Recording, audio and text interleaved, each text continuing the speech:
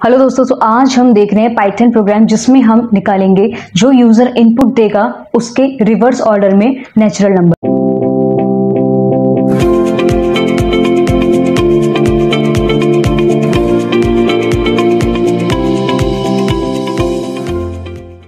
जैसे कि मतलब करना क्या चाह रहे हैं हम बेसिकली, अगर यूजर ने हमें कहा 5 तो मेरा आउटपुट होना चाहिए 5 4 3 2 1।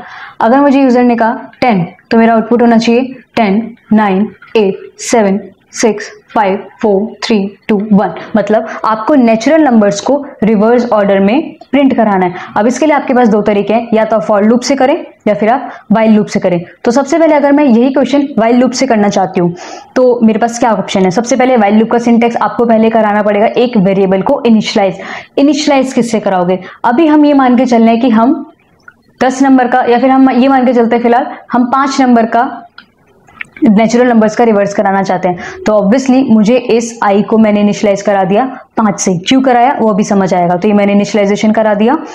अब मुझे कीवर्ड इस्तेमाल करना है वाइल। वाइल मतलब जब तक आई की वैल्यू बड़ी और बराबर है 1 के तब तक प्रिंट कराते रहो आई, और आई में एक एक वैल्यू घटाते रहो। तो ये मेरा लॉजिक था। अब हम इसकी करते हैं इटरेशन, या फिर आप कह सकते हैं ड्राई रन। तो इसकी इटरेशन अगर मुझे करनी है, ये एक्चुअली में बहुत ये कुछ टेक्निकल टर्म्स हैं तो आपको पता होनी चाहिए। अब आई की वैल्यू क्या है 5, जब तक 5 इज ग्रेटर देन 1। क्या ये कंडीशन ट्रू है? बिल्कुल। 5 1 से बड़ा है, कंडीशन ट्रू है। तो क्या प्रिंट हो जाएगा 5, क्योंकि आई में अभी क्या है 5। अब आई के अंदर क्या चला गया 4, क्योंकि I minus 1 equals to I minus 1 equals to 1। इसका मतलब है आई इजिकल्स टू आई माइनस 1। तो अब आई के अंदर चला गया 4 is greater than equals to 1। Condition बिल्कुल ट्रू है। 4 1 से बड़ा है, तो अब ये प्रिंट कर देगा 4। अब आई के अंदर चला गया 3 इज ग्रेटर देन 1। तो मतलब 3 इज ग्रेटर देन 1 मतलब 3 1 से बड़ा है, बिल्कुल बड़ा है, कंडीशन ट्रू। अब आई के अंदर चला गया 2 is greater than equals to 1, बिल्कुल 2 1 से बड़ा है। अब आई के अंदर चला गया 1 इज ग्रेटर देन 1, बिल्कुल 1 इज ग्रेटर देन 1। मतलब 1 इज ग्रेटर देन 1 का मतलब है 1 1 से बड़ा तो नहीं है, लेकिन 1 1 के बराबर तो है। तो अब ये प्रिंट कर देगा 1। तो आपको आपका आंसर मिल गया 5 4 3 2 1। अब आपके आई की वैल्यू हुई 0। क्या 0 1 से बड़ा है? नहीं, 0 1 से छोटा है। तो ये कंडीशन फॉल्स हो गई और ये आपका वाइल लूप यहीं से एग्जीक्यूट हो जाएगा।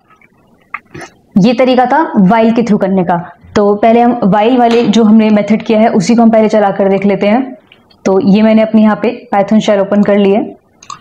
तो यहाँ पे मुझे क्या देना है, बस आई को मुझे इनिशियलाइज करना है 5 से। हम यहाँ मैंने कीवर्ड लिखा while I is greater than equals to 1। तो क्या करो, प्रिंट कर दो आई की वैल्यू, और आई में मुझे माइनस भी करना है 1। अब मैं इसे रन करके देख लेती हूँ तो मुझे अपना आउटपुट मिल रहा है 5 4 3 2 1। अब मेरा क्वेश्चन ये है, मैं चाहती हूँ कि ये 5 तक ही सीमित ना रहे, यूजर जो कहे वहां तक ये नेचुरल नंबर्स रिवर्स ऑर्डर में प्रिंट होने चाहिए। तो मुझे यहाँ पे एक वेरिएबल लेना होगा लिमिट, जिसके अंदर मैं यूजर से इनपुट करा लूंगी उसकी लिमिट कि वो कहाँ तक चाहता है कि भाई मेरे 10 तक हो, 100 तक हो, 200 तक हो। तो ये यूजर के अकॉर्डिंग होगा। तो अब मुझे बस चेंज क्या करना होगा, यहाँ मैं जो मेरी आई होगा, आई को मुझे इनिशियलाइज करा देना होगा लिमिट से। अब मुझे चेक करना होगा कि भाई आई इज ग्रेटर देन 1 है यहाँ पे जैसे। तो बस अब मुझे इसे रन करना है। तो मैंने रन किया। अब लेट्स से मैंने अपनी लिमिट दे दी 20 दे देता है अभी। तो हमारी लिमिट के हिसाब से 20 19 18 17 16 और 1 तक हमारा ये आंसर आ रहा है। 1 तक ही क्यों आ रहा है? क्योंकि मैंने यहाँ पे जो कंडीशन दी थी वहां पे मैं 1 तक चेक करा रही हूँ कि नेचुरल नंबर्स आपके 1 से शुरू होते हैं। अब मेरा क्वेश्चन है, मुझे सेम क्वेश्चन करना है फॉर के थ्रू। फॉर के थ्रू कैसे करेंगे? तो फॉर के थ्रू करने के लिए आपके पास ये ऑप्शन होगा। फॉर हम जानते हैं कि रेंज फंक्शन के साथ चलेगा इस सिनेरियो में। तो मैंने लिया फॉर आई इन रेंज। अब अगर मुझे ये रिवर्स ऑर्डर में नहीं चलाना होता तो मैं रेंज के अंदर क्या लिखती, सिर्फ 1 और मेरी लिमिट।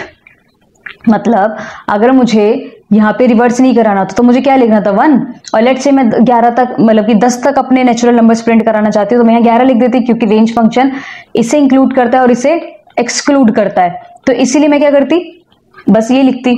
अब बाय डिफॉल्ट क्या होता है, रेंज फंक्शन एक एक आगे बढ़ाता है, लेकिन अब मुझे क्या करना है, इसे रिवर्स ऑर्डर में प्रिंट कराना है। तो रिवर्स ऑर्डर में प्रिंट कराने के लिए मुझे क्या करना होगा, मुझे रेंज फंक्शन के अंदर 3 स्टेप, क्योंकि जो आपका अगर मैं एक्सप्लेनेशन दूं रेंज फंक्शन की, वैसे हम ये कवर कर चुके हैं, तो रेंज फंक्शन की जो एक्सप्लेनेशन है वो इस तरह है। सो आपका एक आता है यहाँ पे स्टार्ट की मतलब स्टार्टिंग कहाँ से हो, एक आता है आपका स्टॉप कहाँ पे खत्म हो, और ये आते हैं आपके स्टेप कि कितने स्टेप आगे जाना है या फिर कितने स्टेप पीछे जाना है। तो इसके लिए आपको यहाँ पे सिर्फ क्या लिखना होगा, अब मुझे शुरुआत कहाँ से करनी है, 10 से, तो मैंने यहाँ लिखा 10 से मुझे शुरुआत करनी है। और अब मेरे को स्टॉप कहाँ पे करना है, स्टॉप कहाँ पे होगा, ऑब्वियसली मेरा 1 पर स्टॉप होगा, 1 पर, और मुझे कितना माइनस जाना है, -1।